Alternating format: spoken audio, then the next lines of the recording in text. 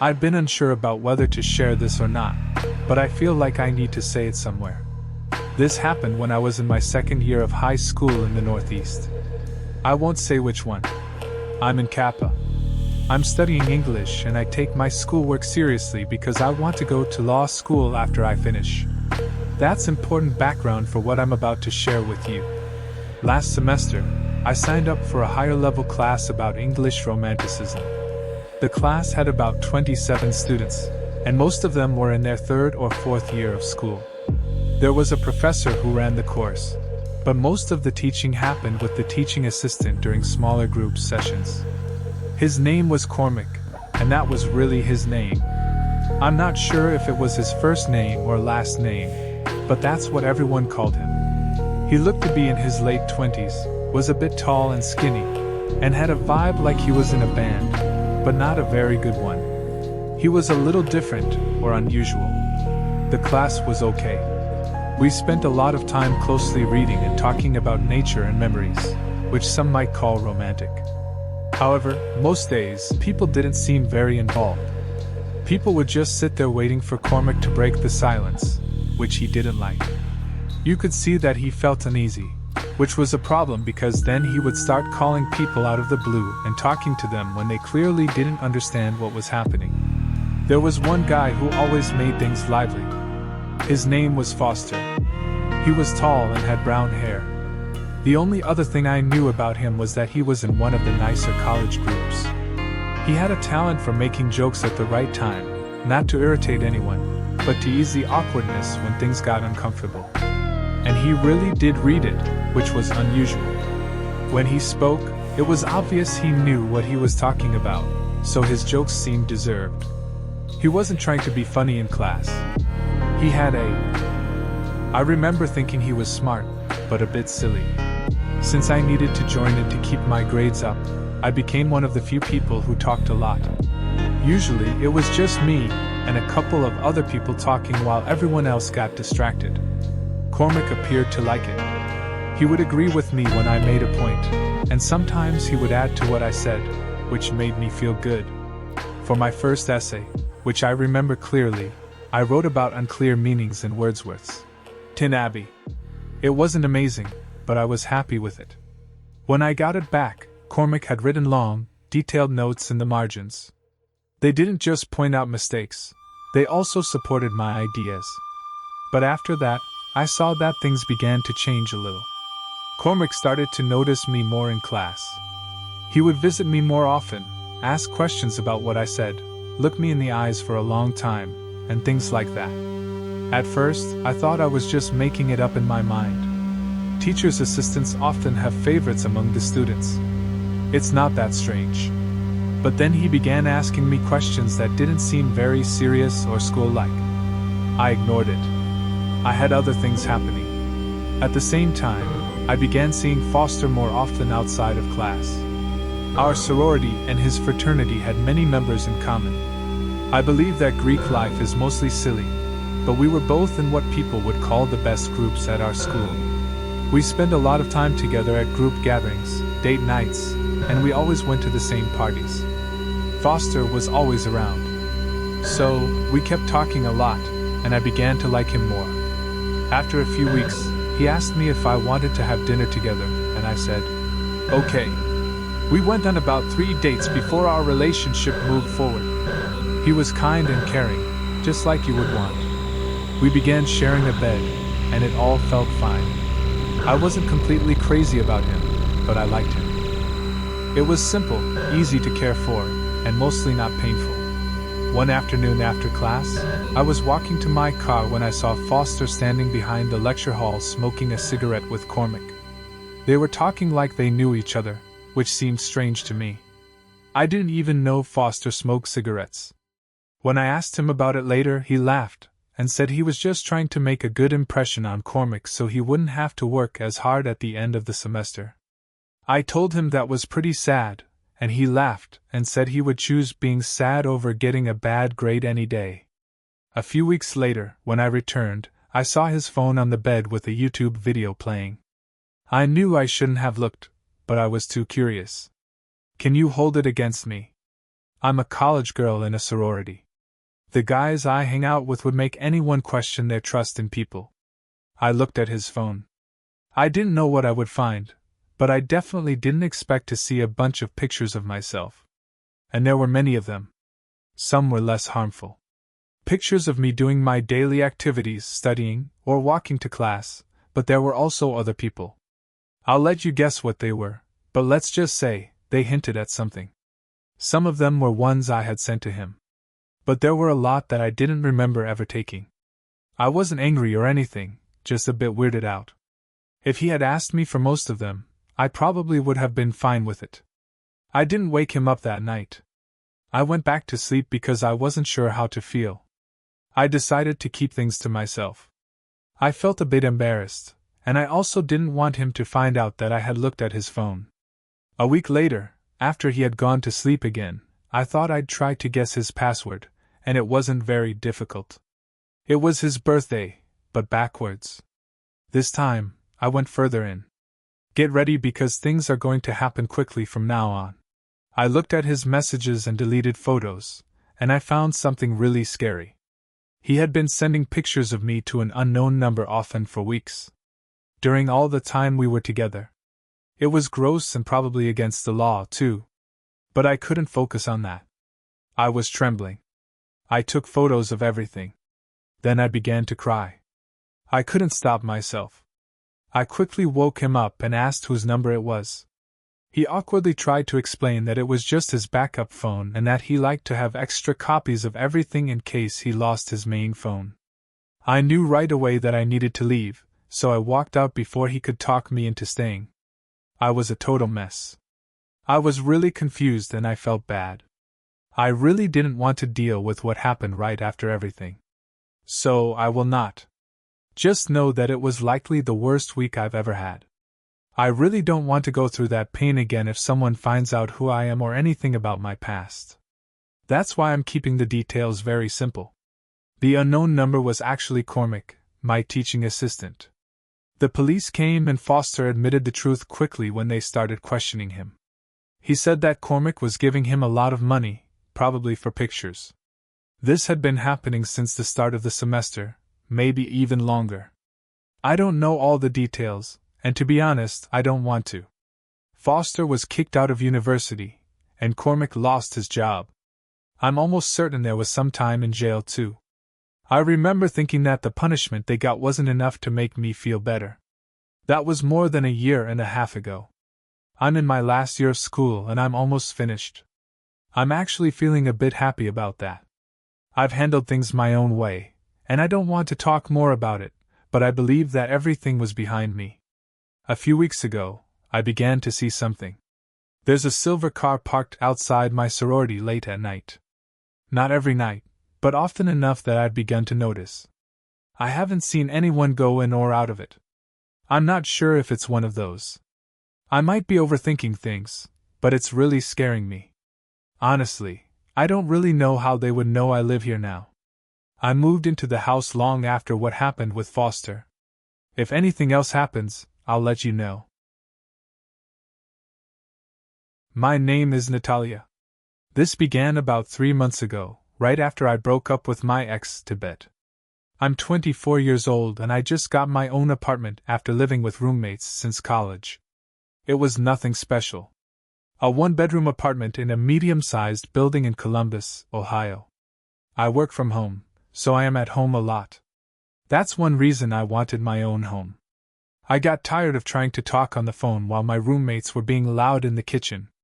The apartment was on the second floor, looking out at the back of the building, so I could only see the parking lot and a few trees.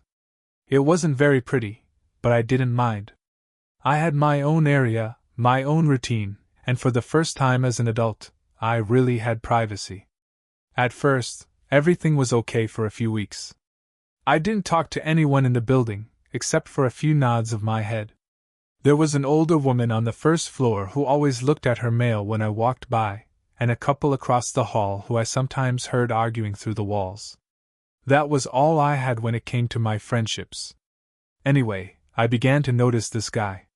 It was about 3 weeks after I moved in for the first time. I was returning home from the gym at about 8 p.m. Of course, please provide the text you would like me to rewrite in simple words. As I was walking up the stairs to my floor, I saw someone coming down. He was an ordinary white man, probably in his late 30s or early 40s. He had a regular body shape. He was also wearing a gray sweatshirt with a hood. There wasn't anything special about him. We both tried to move to the same side, which was kind of awkward, and then he just went past me without saying anything. I didn't think it was a big deal. The second time was a few days after that. I was in the parking lot getting something from my car when I saw him standing by the trash bins. He wasn't doing much, just kind of standing there. When I looked over, he turned and walked away along the side of the building. It's not so strange by itself. I ignored it and continued with my day like normal. The third time is when things began to feel strange. I was sitting at my desk, which looks out at the parking lot. It was the middle of the afternoon, and I looked outside while I was on a phone call. There was a dark blue car parked in the parking lot that I didn't know, and someone was sitting in the driver's seat. I couldn't see their face well, but I could tell they were looking up at the building where I was, maybe at my window, but I wasn't sure. I looked for a little while, then returned to my phone call. When I looked again, about 10 minutes later, the car was missing. For some reason, that stayed in my mind. I began to focus more after that. The more I focused, the more I saw him. The guy spent a lot of time in the parking lot. He didn't go there every day, but he went often enough that it seemed like a regular thing. Sometimes he would be walking by, and other times he would be sitting in that same blue car, which I found out was his a few days later. One time, I saw him by the stairs of my building, just looking at his phone. He never looked directly at me, or if he did, I didn't notice. I began to feel like he was always in a spot where he could see my apartment. I reminded myself that I was just being overly worried. The place isn't very large. If someone lived there and had a similar schedule to mine, I would likely see them often. That's just numbers. And I never saw him do anything wrong either. He wasn't coming after me or getting closer to me. He was nearby. But then something happened that I couldn't understand. I have a lovely set schedule.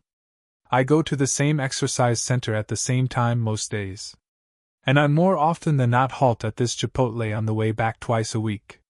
It's like a 17-minute drive from my flat in a totally diverse portion of town. One night, I'm sitting within the Chipotle eating by myself and looking over through my phone. I see up and there he is. That same fellow with that same gray hoodie from the primary time I saw him. He was fair sitting at a table over the eatery eating a burrito bowl. I begun to feel debilitated in my stomach. I'm not overstating. I felt physically debilitated for a moment, since there was no reason he ought to be there. The exercise center I go to is in a diverse course. This Chipotle isn't indeed close to anything else. It's not like it's on a fundamental street where you fair happen to conclusion up. You go there on reason. I attempted to rationalize it. Cruel, Chipotle is beautiful prevalent, and he was eating, but he was too looking at me. Not clearly. He looked down at his nourishment, at that point look up, at that point see down once more. But I seemed feel it. And when I got up to take off, I swear he begun gathering his stuff, as well. I strolled to my car quick. I didn't run, but I was moving. I got in, bolted the entryways, and fair sat there for a moment. When I looked back at the eatery, I couldn't see him through the windows. I do not know in the event that he came outside or not, but I didn't need to stay around. The drive domestic, I kept checking the mirror. I didn't see anybody taking after me, but I took abnormal course fair to be secure. It was likely pointless success, particularly since he as of now knew where my flat was, but I wasn't thinking straight. When I got back to my flat, I sat within the dim for like an hour fair observing the stopping parcel through my window. I never saw either him or that car. So inevitably, I persuaded myself I'd blown up and went to bed. The following morning, in spite of the fact that I woke up and looked exterior like I'd been doing each morning since this begun. The vehicle was there and I seemed to see somebody sitting in it, so I didn't think twice and fair called the police. I felt doltish doing it, What was I reaching to say? Something along the lines of, "There's a fellow who I keep seeing and it's making me awkward." As senseless because it sounded, I called besides and I attempted to clarify the circumstance. The officer I talked to was respectful, but clearly thought I was being neurotic. He said they might send somebody to check the stopping parcel, but unless the individual was doing something unlawful, there wasn't much they may do. He proposed I record things, compose down dates and times, take pictures on the off chance that I seen, and call back on the off chance that anything heightened. This happened about 2 weeks ago. I'm not completely past it yet, but I have to share it because keeping it inside is making me crazy. My name is John, but everyone calls me Johnny. I'm 22 years old and still living with my parents in Northern California. And before you ask, no, it's not the California you're thinking of. I often have to explain this to others. Not every area of the state has beaches and palm trees. It snows a lot where I live. We're in a place far from everything, surrounded by trees. The nearest neighbor is about a 10-minute drive away. I've skied all my life, so I don't mind the cold. Actually, I like it better, but that's not the main issue. 2 weekends ago, my parents went to another country for a wedding. A friend of my mom's was having a wedding in Portugal, and I wasn't invited, but I didn't mind that. Spending the weekend by myself at home sounded pretty good. Our house is nothing special. It's just a regular one-story house with 3 bedrooms. My parents' room is at one end of the hallway, mine is at the other end, and there's a guest room in the middle that we mostly use for storage. The living room and kitchen are in the center of the house, and the front door goes straight into the living room. I'm explaining this now because it will matter later. The first night by myself was okay. I went to sleep at about 2 a.m. Of course, please provide the text you would like me to rewrite in simpler words. And fell asleep really fast. The second night is when everything went badly. I went to bed at about the same time, maybe a bit earlier.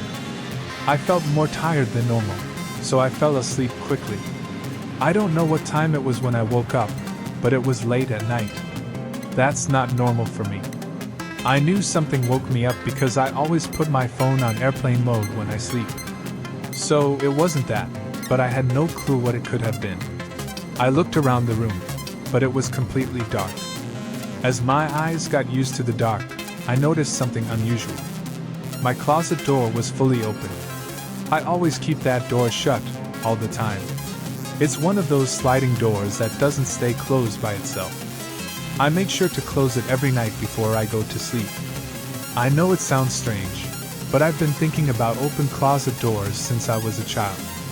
The point is, I didn't keep it open. I know I didn't do that. I began to get really worried. My mind was trying to trick me into thinking I was still dreaming, but I knew I wasn't. I was completely awake. I could feel my heart racing, and I couldn't shake the feeling that something was very wrong. I quickly reached for my phone on the nightstand and turned on the flashlight. I really yelled when I saw them. There were 2 shapes standing at the side of my bed, just looking at me. Before I could see any details, they ran away in different directions as if they were trying to stay away from the light. It was scary how quickly they moved, almost like they knew I was going to turn on the light. I started moving my phone around to keep it on them, but they were too fast. I heard something fall to the floor, but I didn't have time to think about it. I just began to shout. I don't even know what I was yelling. I think I was just making loud sounds because I was really scared. The 2 people ran to my bedroom door. I heard their footsteps coming down the hall, so I quickly started running after them without thinking. By the time I got out of bed and went to the hallway, I heard the front door slam. I ran to the living room, but they had already left. I was in the living room for a long time, and I didn't even know how long it was. My hands were trembling, and I was just trying to calm down and breathe. As soon as I felt calm again, I went back to my room, locked the door, and called 911. Whereas I was holding up for the police within the security of my bolted room, I at long last turned the light back on. That's when I looked down at the floor by the edge of my bed and saw what had clattered amid the commotion. It was one of my mom's kitchen blades. I nearly tossed up. I'm not joking. Those individuals had been standing over me with a cut whereas I was resting. In the event that I hadn't woken up when I did, I do not indeed need to think around what would have happened. I likely wouldn't have woken up. The police appeared up possibly 20 minutes later. They looked the whole property, but there was no sign of anybody.